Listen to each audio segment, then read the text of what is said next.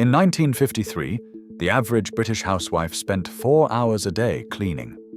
No Dyson, no antibacterial spray, no microfiber cloths shipped from a warehouse in Shenzhen. She had a bucket, a bar of soap, and knowledge that cleaning companies have spent 70 years trying to bury. Because here is the truth nobody talks about. Your grandmother's house was cleaner than yours, and she did it for pennies. Number 14 on this list was actually recommended by the Ministry of Health in the 1940s, but a single product launch in 1985 made the whole country forget it overnight. Number 3 creates a chemical reaction that no supermarket spray can replicate. Scientists at Sheffield University tested it in 2019 and could not believe the results. These 20 habits were so effective that entire corporations were built on making us forget them.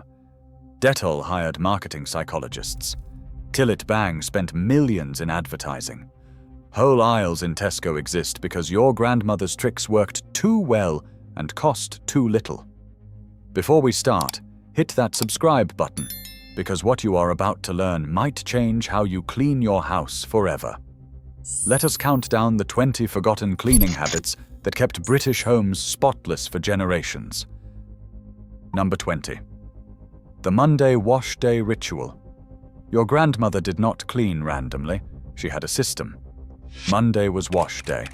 Tuesday was ironing. Wednesday was mending. Thursday was shopping. Friday was baking.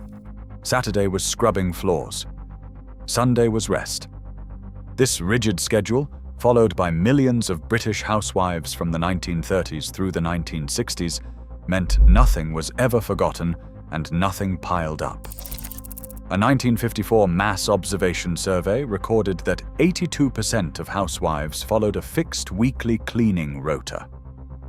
The discipline meant that by Saturday evening, every surface in that terraced house gleamed. Every window shone. Every doorstep was scrubbed white. Modern cleaning advice tells you to do a little bit every day whenever you feel like it. But your grandmother knew that routine was the secret. When you clean the same thing on the same day every single week, it never gets bad enough to become a problem. We replaced discipline with motivation, and our houses have never recovered.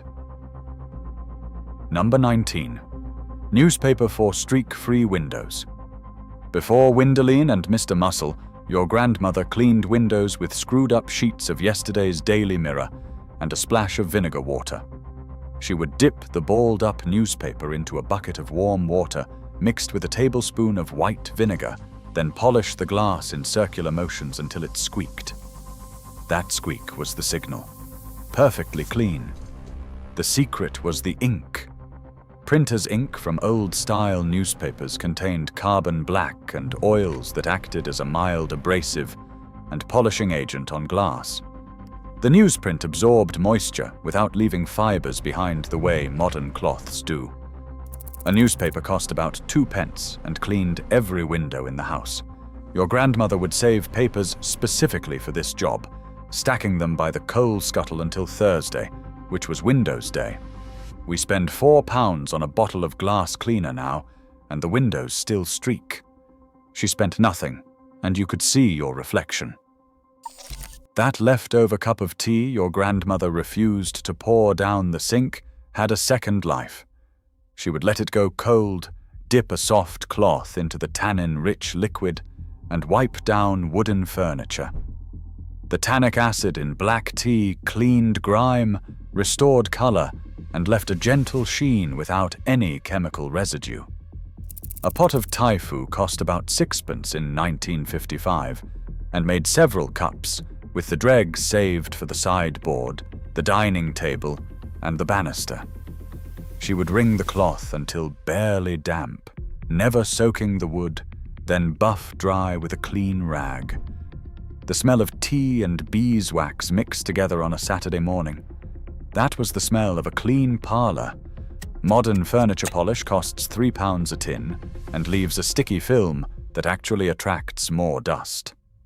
Cold tea left nothing behind but clean, nourished wood. Some women added a splash of lemon juice for stubborn marks. The whole routine took 5 minutes, and the furniture lasted 50 years. We replaced it with aerosol sprays, and wonder why our tables look tired after 3. When something spilled on the Aga or the kitchen range, your grandmother did not reach for a cloth. She reached for the salt cellar. A thick layer of table salt poured directly onto a hot spill absorbed the liquid instantly, creating a crust that could be scraped away clean once cooled. No scrubbing, no burned-on residue. Salt cost about 3 pence a box from the corner shop, and lasted months. For cast iron pans, she would scrub with coarse salt and a cut potato, the salt scouring and the potato's moisture creating just enough paste to lift grease without stripping the seasoning. That cast iron skillet got blacker and slicker with every year, building up a natural non-stick surface that modern Teflon cannot match. Teflon pans last 3 years before the coating flakes into your food. Your grandmother's cast iron pan lasted her whole married life, and she left it to her daughter. We threw away the pan that improved with age and bought one that poisons us when it wears out. In mining towns and northern terraces from Durham to Doncaster, a clean front doorstep was a statement of pride.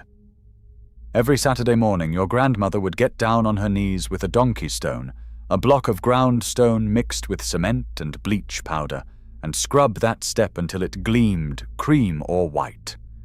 The color of your doorstep told the whole street how your household was run. A dirty step meant shame.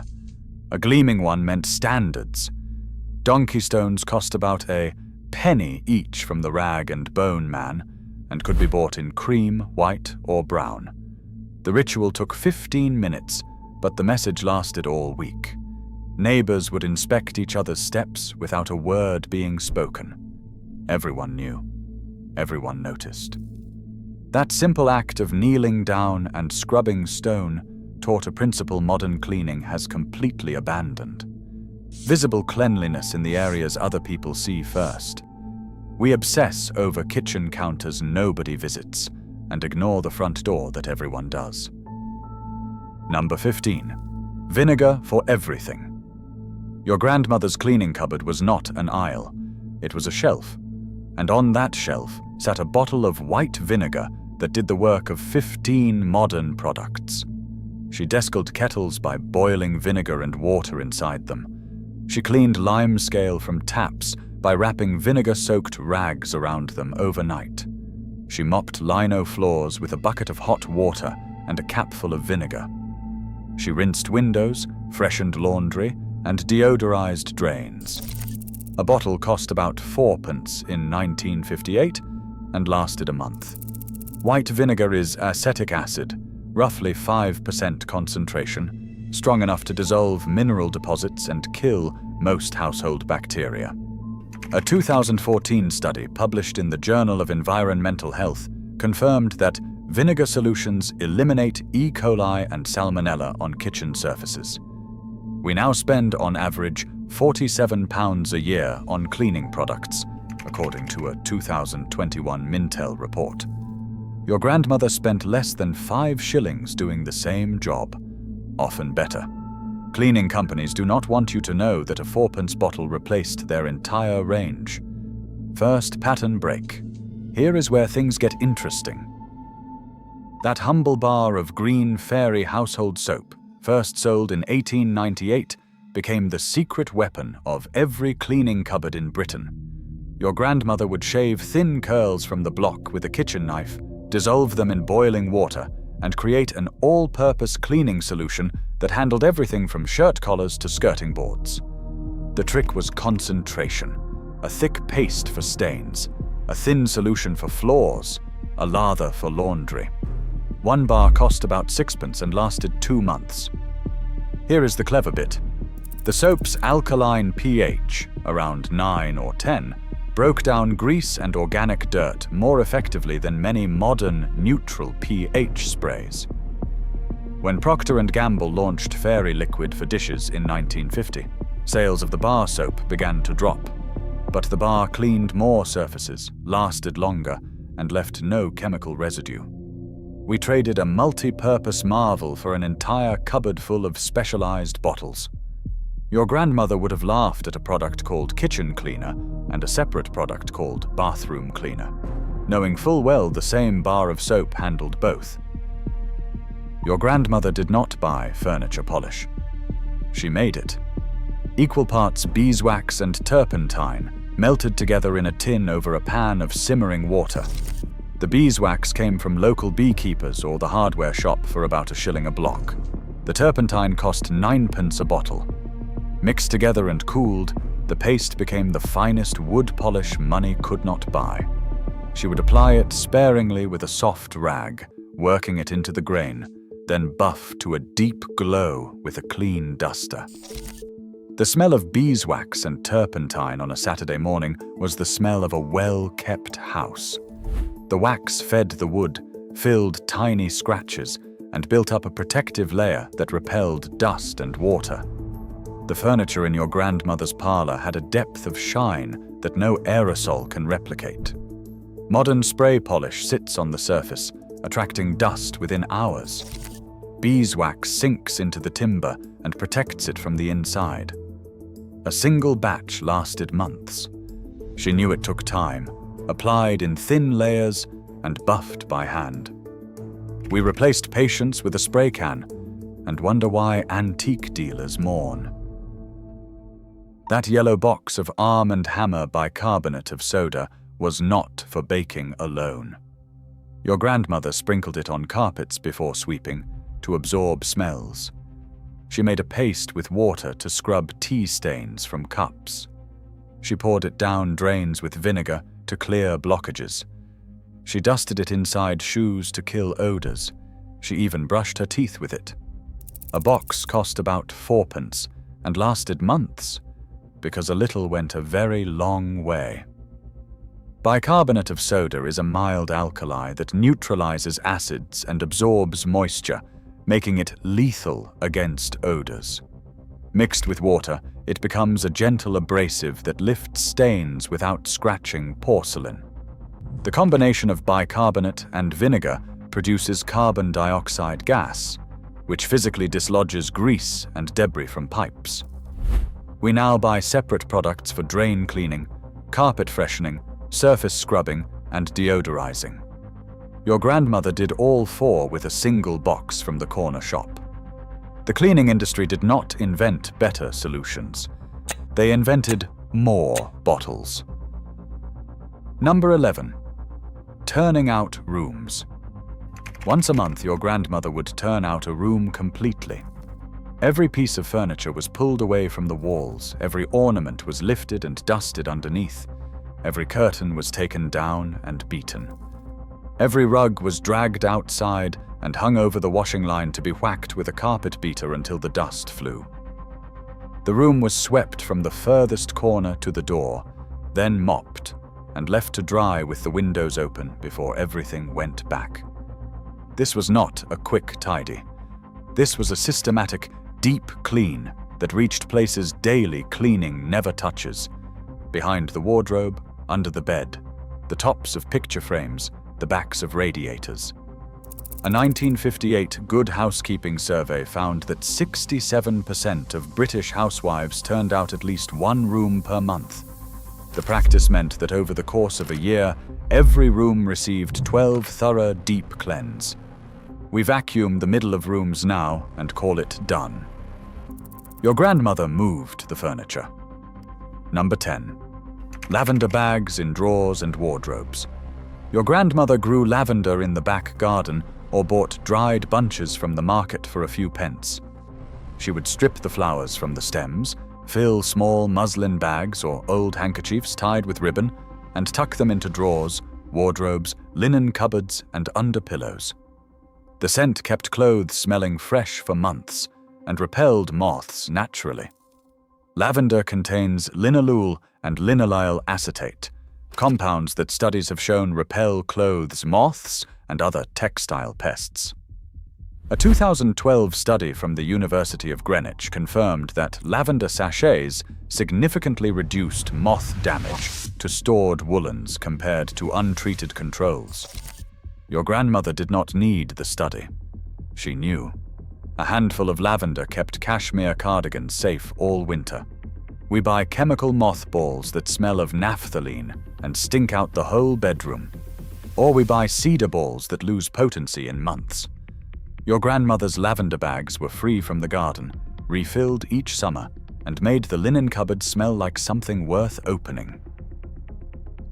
Second pattern break. Controversy incoming. Here is where cleaning companies get properly nervous. Your grandmother's secret weapon for limescale was not Vinegar at £3.50 a bottle. It was a lemon cut in half. She would rub the cut side directly onto chrome taps, leave it for 10 minutes, then buff with a dry cloth. Citric acid dissolved calcium carbonate deposits on contact.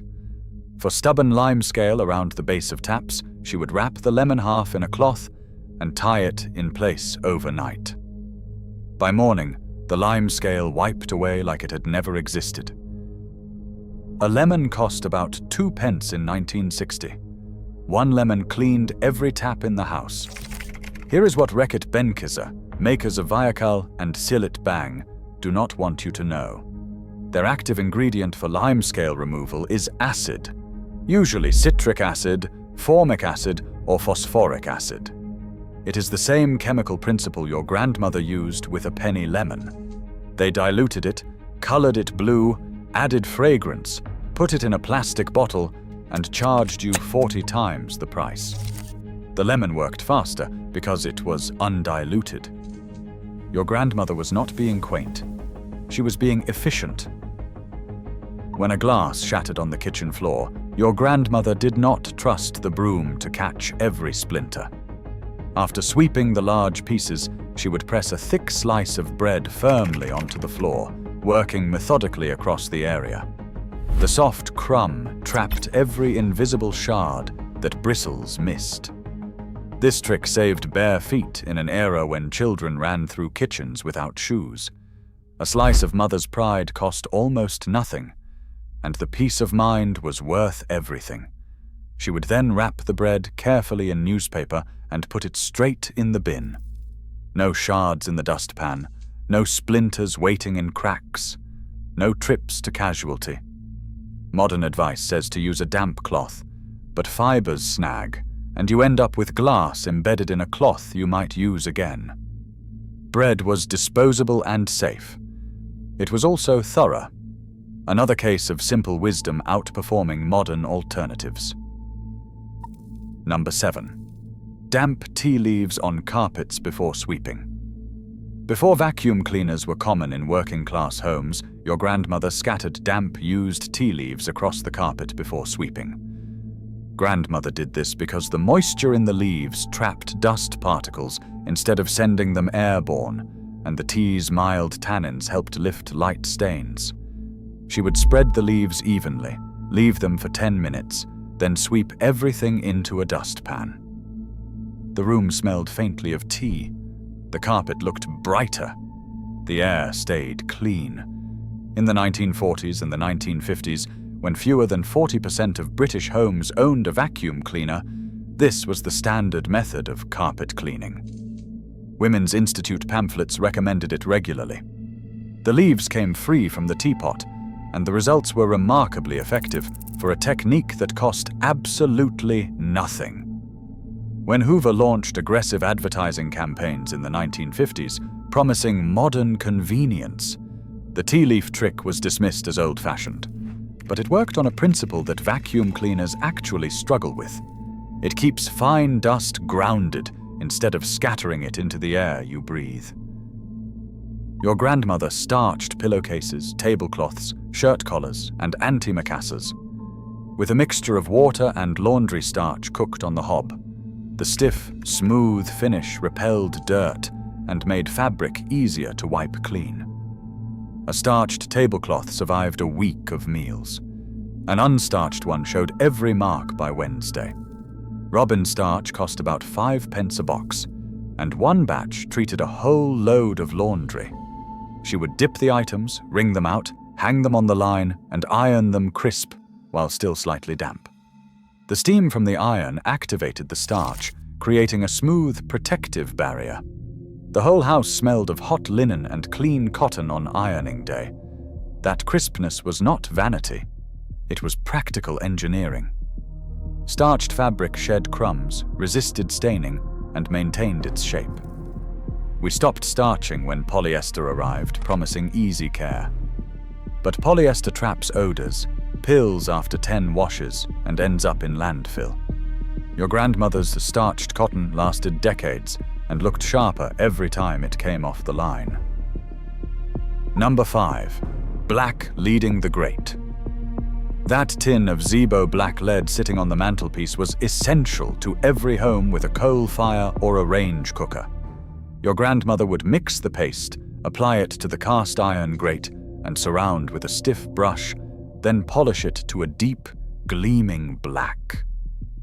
The graphite compound protected the iron from rust, sealed the pores against soot staining, and created a surface so smooth that ash and dust wiped away with a single cloth. A tin cost about 4 pence and lasted weeks. Every Saturday morning, before the fire was lit, she would kneel at the hearth with her tin of Zebo and her brushes. The fireplace was the center of the room, the first thing visitors saw. A neglected grate meant a neglected house. The rhythmic sound of brushing and buffing was as much a part of Saturday as the wireless playing in the background. When central heating replaced coal fires in the 1960s and the 1970s, the skill vanished overnight. But the principle behind it, protecting surfaces with a thin, regular coating, is exactly what modern car detailers charge £50 to do. Rain or shine, your grandmother opened windows every single morning. Even in January, even in a Yorkshire terrace where the wind could cut through wool. She threw open the bedroom windows first thing. She stripped back the bedclothes to air the mattress and let fresh air circulate through every room for at least 30 minutes before closing up and starting the day. This was not superstition. It was public health wisdom passed down from the tuberculosis era. The 1944 Housing Manual, published by the Ministry of Health, specifically recommended daily ventilation to reduce damp, mold, and airborne disease. Your grandmother followed this religiously. Condensation on windows was considered a sign of a badly run household. Modern homes are sealed tight for energy efficiency. Double glazing and draft excluders trap moisture inside, creating the perfect environment for mold and dust mites. A 2018 study by the Building Research Establishment found that 25% of British homes now have visible mold, a problem your grandmother solved every morning with 10 minutes of open windows and the courage to feel a draft. Third pattern break. The humble old toothbrush never got thrown away in your grandmother's house. When the bristles splayed and it was no good for teeth, it went straight into the cleaning caddy. She used old toothbrushes to scrub grout between tiles, clean around tap bases, reach the corners of window frames, and get into the narrow gaps between floorboards. The small head and angled bristles reached places that cloths and sponges could not. A toothbrush cost about 6pence and served 2 lifetimes, one in the bathroom and one in the kitchen. She might have 3 or 4 in rotation, each dedicated to a different task, one for the taps, one for the tile grout, and one for shoe polish application. This simple habit meant that nothing in her house had that grey build-up in the crevices that plagues modern bathrooms. The joins around the sink were white. The grout between tiles stayed pale. The detail cleaning was constant and precise. We buy elaborate cleaning gadgets now with interchangeable heads and battery-powered rotation. Your grandmother achieved the same results with a retired toothbrush and 5 minutes of elbow grease. Number 2. Washing soda for heavy cleaning. Before Flash, before Mr. Muscle, before every spray bottle that promises to cut through grease, there was washing soda. Sodium carbonate. Your grandmother dissolved a handful in a bucket of hot water and used it for everything heavy duty. Degreasing the cooker, stripping wax buildup from floors, cleaning burnt pans, unblocking slow drains, scrubbing stone floors, washing paintwork before redecorating. A box cost about sixpence from any hardware shop and lasted for months. Washing soda creates a strongly alkaline solution that saponifies grease on contact, turning fat into soap. That means it does not just move grease around, it chemically converts it into something water can rinse away. Your grandmother understood this instinctively. A thick solution for the oven, a thin one for the walls. She wore rubber gloves because washing soda was not gentle on skin, but she did not need to ventilate the room or worry about toxic fumes. Modern oven cleaners contain sodium hydroxide, which is more corrosive and produces fumes that require you to open windows and keep children away. Washing soda did the same job, safely, for a fraction of the price. We complicated something that was already solved. Number 1. The daily wipe down. This is the habit that underpinned every other trick on this list. Every single evening, after the washing up was done and the kitchen was cleared, your grandmother wiped down every surface she had used that day. Every counter, every table, every handle. The cooker top, the draining board, the taps. She wrung out a cloth in hot, soapy water and moved through the kitchen methodically, finishing with the sink itself. 5 minutes, maybe 10. Every night without exception. This was not a deep clean. It was maintenance. And that was the genius. By wiping every surface every day, nothing ever built up. Grease never hardened, limescale never formed thick layers, crumbs never attracted pests. The daily wipe down meant that when Saturday's deep clean came around, there was almost nothing to do. The house was already clean. She was just polishing. We wait until things get bad, then spend our weekends scrubbing. She spent 10 minutes a day, and her weekends were free. The entire modern cleaning industry exists because we stopped doing this one simple thing. If every household in Britain returned to the daily wipe down tonight, half the products in the cleaning aisle would go unsold by next month. Your grandmother knew what scientists and cleaning experts now confirm. Prevention is always easier than cure. Here is my challenge. Try one of these this week. Just one. The daily wipe down, the vinegar bottle, the cold tea on wood, the open windows every morning. Then come back and tell me if your grandmother was being old-fashioned, or if she knew something the cleaning industry spent millions making us forget. Share which one you are going to try in the comments. I want to know if the newspaper windows trick gets more believers than the tea leaf carpet method. Because these were not just habits. They were a system that kept homes spotless for generations on pennies a week. Your grandmother knew. Now you know too.